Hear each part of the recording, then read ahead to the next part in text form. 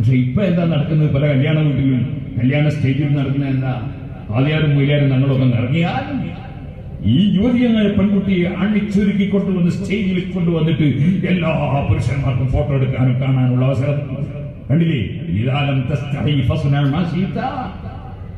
നാണമില്ലെങ്കിൽ ലജ്ജയില്ലെങ്കിൽ എന്തും ചെയ്തോളൂ എന്ന് നിങ്ങൾ പറഞ്ഞതുപോലെ ഇത്ര ലജ്ജയില്ലാത്ത ഏർപ്പാട് അതെങ്ങനെയാണ് മുസ്ലിം സമുദായത്തിൽ കടന്നു വന്നത് എന്നാണ് എനിക്ക് മനസ്സിലാക്കാത്തത്.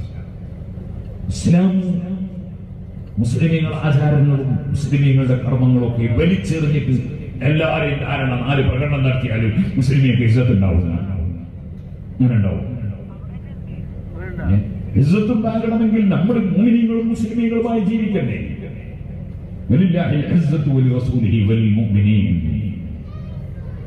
എന്തുകൊണ്ടാണ് മുസ്ലിമീങ്ങൾ ലോകമെമ്പാടും പ്രശ്നങ്ങൾ അഭിമുഖീകരിക്കുന്നത്?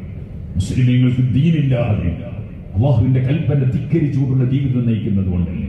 ഇതൊക്കെ പരസ്യമായ തെറ്റല്ലേ? വ്യക്തിപരമായ ഏതെങ്കിലും ഒരാൾ ആരും അറിയാതെ തെറ്റ് ചെയ്യുന്നതാണ്, അത് അള്ളാഹുവിനുള്ളതാണ്.